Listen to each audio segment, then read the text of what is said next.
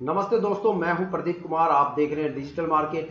Video शुरू करने से पहले बता दूं कि ये वीडियो एक एजुकेशनल पर्पज के लिए है। अगर आप स्टॉक मार्केट में कोई भी फाइनेंशियल इन्वेस्टमेंट करते हो तो अपने फाइनेंशियल एडवाइजर से सलाह जरूर लें या फिर अपनी सोच समझ के साथ ही इन्वेस्टमेंट करें। अगर आपको स्टॉक मार्केट में कोई भी फाइनेंशियल लॉस होता है तो उसके लिए ये वीडियो रिस्पॉन्सिबल नहीं रहेगी। तो चलो दोस्तों, वीडियो शुरू करते हैं। आज हम बात करने वाले Tata consultancy services limited stock के बारे में। टीसीएस के नाम से ये स्टॉक एनएससी और बीएससी दोनों में लिस्टेड है। इस टाइम इसका जो करंट शेयर प्राइस चल रहा है वो 8307 रुपए, 4307 रुपए के आसपास है। साथ में आज यहाँ पे 39 रुपए 15 पैसे की एक जबरदस्त गिरावट देखने को मिली। क्या ये सच में एक गिरावट है या फिर ये एक लिक्विडिटी है? ठीक है, इन सभी मुद्दों पे हम बात करेंगे।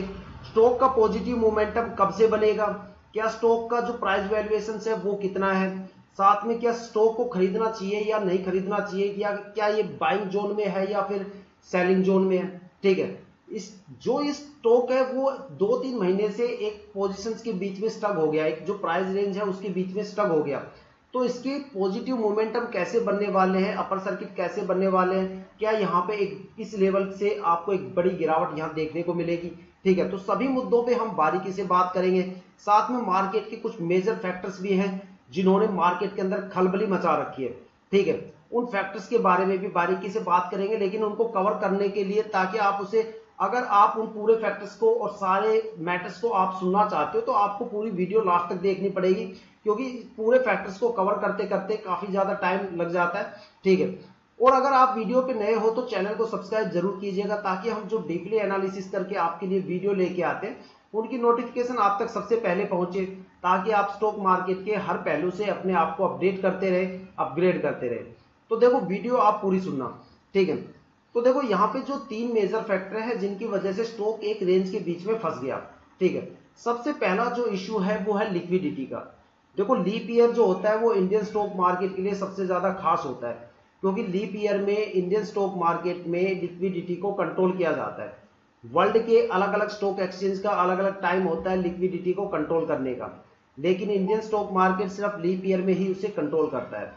अब जो स्टॉक लगातार 2 या 3 साल से अच्छे खासे परफॉर्म करते आए हैं उनके अंदर लीप ईयर तक आते आते एक अच्छी खासी लिक्विडिटी बन जाती है। ठीक है, अब जिस स्टॉक के अंदर लिक्विडिटी सबसे ज्यादा रहेगी वो स्टॉक बिल्कुल भी परफॉर्म नहीं करेंगे, या वहां पे फ्लक्चुएशन देखने को मिलेगा, या वहां पे एक जबरदस्त गिरावट भी आपको देखने को मिल सकती है। अगर किसी स्टॉक के अंदर लिक्विडिटी सबसे ज्यादा है तो चाहे आप उसमें एमआरएफ के फंडामेंटल डाल दो, उस स्टॉक को गिरने से कोई भी नहीं रोक सकता। और जिस स्टॉक के अंदर लिक्विडिटी नाम मात्र की रहती है या बिल्कुल भी नहीं रहती, वो स्टॉक वहां से पॉजिटिव मोमेंटम के साथ निकल जाते हैं। ठीक है, तो सबसे बड़ी कमर तो यहाँ पे स्टॉक मार्केट में लिक्विडिटी ने तोड़ रखी है। अब कुछ स्टॉक ऐसे हैं जिनमें लिक्विडिटी बिल्कुल भी नहीं है।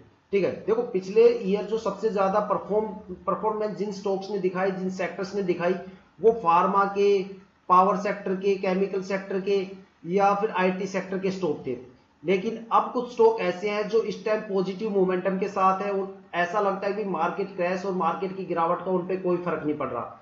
जैसे कि भाई टेक्सटाइल का हो गया, ज्वेलरी के हो गए, ठीक है, और सिरामिक्स के हो गए, फर्टिलाइजर्स के स्टॉक हो गए, शुगर के स्टॉक्स हो गए, मिल्स या फूड के स्टॉक हो गए, उनमें लिक्विडिटी बिल्कुल कम है। ठीक है, और इस टाइम वो सबसे ज्यादा पॉजिटिव मोमेंटम के साथ मार्केट में चल रहे हैं।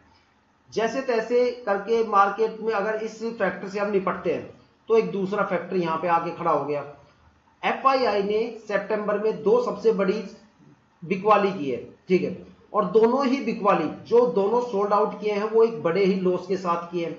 अगर बात करें, जो हमारा बजट आया था 3-4 महीने पहले संसद का, तो उस बजट से लेके और अब तक की अगर बात करें तो अब तक 30,000 करोड़ के आसपास एफआईआई ने बड़ी बिकवाली कर दी, जिसकी वजह से इंडियन स्टॉक मार्केट में जो एफआईआई की होल्डिंग है वो काफी ज्यादा कम हो गई, जिसकी वजह से प्रमोटर्स और इन्वेस्टर्स निकलने की तैयारी में है। प्रमोटर्स धीरे धीरे अपने आप को निकाल रहे हैं, खासतौर पे उन स्टॉक से जिन स्टॉक में लिक्विडिटी सबसे ज्यादा है। ठीक है, तो टाटा कंसल्टेंसी जो सर्विस का जो ये स्टॉक है इसके अंदर भी आपको लिक्विडिटी सबसे ज्यादा देखने को मिल रही है। इसी वजह से ये स्टॉक एक रेंज के बीच में फंसा हुआ है। ठीक है, यहाँ पे आपको एक बड़ी पहले गिरावट देखने को मिलेगी, उसके बाद आपको यहाँ एक पॉजिटिव मोमेंटम देखने को मिलेगा। साथ में इसका जो प्राइस वैल्यूएशन है वो भी काफी ज्यादा है। ठीक है, साथ में यहाँ पे जो एफआईआई की होल्डिंग है वो भी कुछ परसेंट कम हो गई। ठीक है, और प्रमोटर्स होल्डिंग धीरे धीरे यहां से घट रही है, क्योंकि वो सारे उन स्टॉक्स के सेक्टर्स में जा रहे हैं जहां